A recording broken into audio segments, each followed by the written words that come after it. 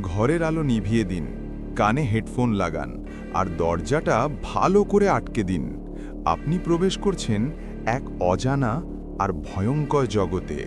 স্বাগতম। বদ্বীপের এই অঞ্চলে বৃষ্টি শুধু ঝরে না, বৃষ্টি যেন গ্রাস করে। একটানা ৭ দিন ধরে মুষলধারে বৃষ্টির পর ফারহান যখন সোনাপুরের পুরনো নীলকুঠিতে পৌঁছালো, তখন চারপাশটা জলের তলায়। ধানক্ষেতগুলো ডুবে গিয়ে এক বিশাল ঘোলা জলের সমুদ্রে পরিণত হয়েছে। তার মাঝে একটা উঁচু ঢিবির ওপর পচা দাঁতের মতো দাঁড়িয়ে আছে ব্রিটিশ আমলের এই জরাজীর্ণ কুঠিবাড়ি। ফারহান ঢাকার একজন ফটো সাংবাদিক। ক্যামেরার লেন্সের বাইরে সে কোনো অতিপ্রাকৃতিকে বিশ্বাস করে না। সে এখানে এসেছে ঔপনিবেশিক ইতিহাসের ক্ষয়িষ্ণু রূপটা ক্যামেরাবন্দি করতে। কিন্তু গ্রামের মানুষের মুখে অন্য কথা। তারা বলে এই কুঠির মাটির নিচে চাপা পড়ে আছে রক্ত জলের ইতিহাস। তারা বলে নীলকর সাহেব হেন্ডারসনের অত্যাচারের কাহিনী, যার নিষ্ঠুরতা আজও নাকি এই মাটিতে মিশে আছে। এখানকার মাটি বৃষ্টি শুষে নেয় না, শুষে নেয় কান্না। কুঠিরের কেয়ারটেকার রহিম চাচা, যার চামড়া পুরনো কাগজের মতো কুঁচকে গেছে, সে সন্ধ্যার পর এখানে থাকতে একদম রাজি হল না।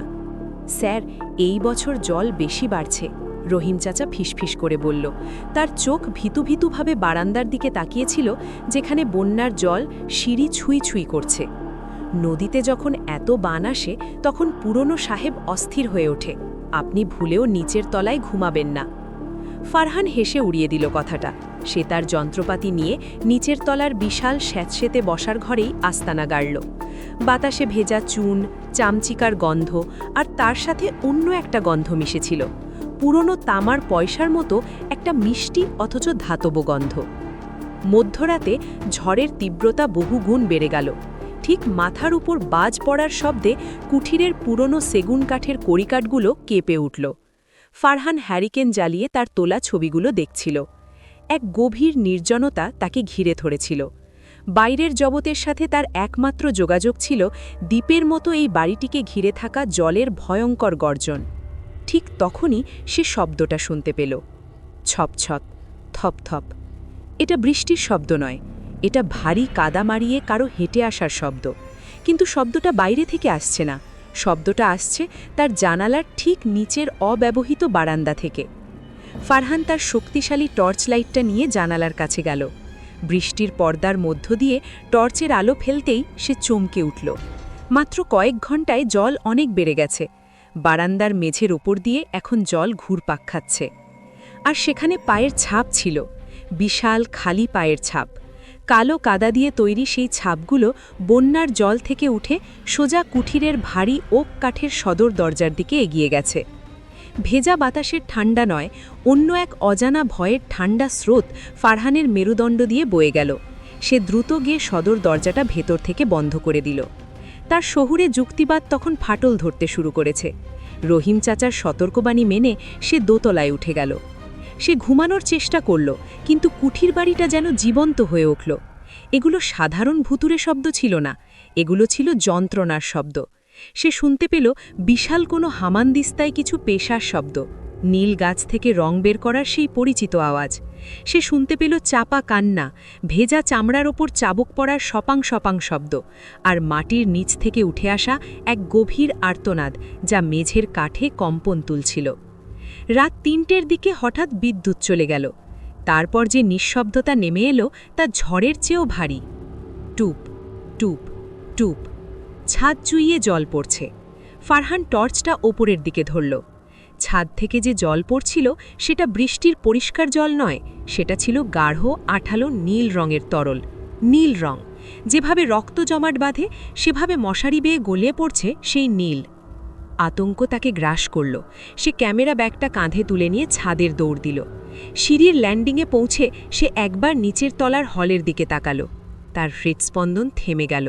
বন্যার জল বাড়ির ভেতরে ঢুকে পড়েছে। পুরো নিচের তলা হাঁটু সমান জলে ডুবে গেছে। কিন্তু সেই জল ঘোলাটে বাদামি নয়, সেই জল থেকে একটা অসুস্থ গাঢ় নীল দ্যুতি বের হচ্ছে। আর সেই নীল জল থেকে উঠে আসছে একের পর এক অবয়ব। তাদের শরীর কঙ্কালসার, নীল রঙে ছোপানো, তাদের চোখের কোটরে গভীর অন্ধকার, তারা জলের স্রোতের সাথে দুলতে দুলতে নিঃশব্দে দাঁড়িয়ে আছে। ওরা সেই মৃত নীল চাষিদের আত্মা। আর তাদের মাঝখানে দাঁড়িয়ে আছে এক দীর্ঘদেহী ছায়ামূর্তি। পরনে পুরনো আমলের ছেঁড়া স্যুট, লম্বা সাদা দাড়ি বেয়ে জল ঝরছে। হেন্ডারসন সাহেব। তার হাতে ধরা একটা ঘোড়ার চাবুক। সে সরাসরি ওপরের ল্যান্ডিংয়ে দাঁড়ানো ফারহানের দিকে তাকিয়েছিল। মূর্তিটি কথা বলল না, কিন্তু ফারহান তার নিজের মাথার ভেতরে সেই ঠান্ডা ক্রূর কণ্ঠস্বর শুনতে পেল। কোটা পূরণ করতেই হবে, অনেক দিনের ঋণ বাকি পড়ে আছে। নীল রং মাখা সেই প্রেতাত্মাগুলো এবার সিঁড়ির দিকে এগিয়ে আসতে শুরু করল। তাদের হাঁটার ভঙ্গি ছিল যন্ত্রণাদায়ক। পচা জল আর কাঁচা নীলের গন্ধে বাতাস ভারী হয়ে উঠল। ফারহান শেষ কাঠের সিঁড়িগুলো বেয়ে ছাদের দরজার কাছে পৌঁছল। দরজা খুলে সে ঝড়ের মধ্যে ছাদে বেরিয়ে এলো। বাতাসের ধাক্কায় সে প্রায় ছাদ থেকে পড়েই যাচ্ছিল। নিচে দাকলে দেখল যেন পৃথিবী হারিয়ে গেছে, শুধু অনন্ত কালো জলের সমুদ্র, আর কুঠির বাড়িটা ধীরে ধীরে সেই জলে তলায় যাচ্ছে। সারা রাত সে চিমনির পাশে কুঁকড়ে বসেছিল। নিচের তলা থেকে ভেসে আসা চিৎকারগুলো বজ্রপাতের শব্দে চাপা পড়ে যাচ্ছিল। সে আর সিঁড়ির দিকে তাকানোর সাহস পায়নি। যখন ভোর হলো, আকাশ ধূসর আর বিষণ্ণ। বৃষ্টি কমে গুড়ি গুড়ি পড়ছে। কয়েক ঘন্টা পর মূল ভূমিখণ্ড থেকে একটা উদ্ধারকারী নৌকা তাকে দেখতে পায়। মাঝি সেই ফ্যাকাশে কাঁপতে থাকা সাংবাদিকের দিকে এবং তারপর কুঠির বাড়ির দিকে তাকালো। নিচের তলা থেকে বন্যার জল নেমে গেছে, রেখে গেছে শুধু পুরু কাদার আস্তরণ। আপনার ভাগ্য ভালো সাহেব, বড় বন্যার সময় হেন্ডারসনের কুঠিরতে যারা রাত কাটায় তারা বেশিরভাগই আর ফেরে না।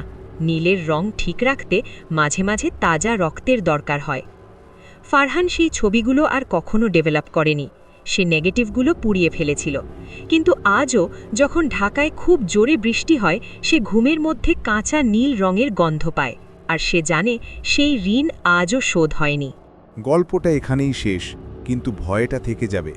যদি এই ভয়ঙ্কর যাত্রার সঙ্গী হতে চান, তবে সাবস্ক্রাইব বাটনটি চেপে দিন। আর মনে রাখবেন, আজ রাতে খাটের নিচে উকি দেবেন না।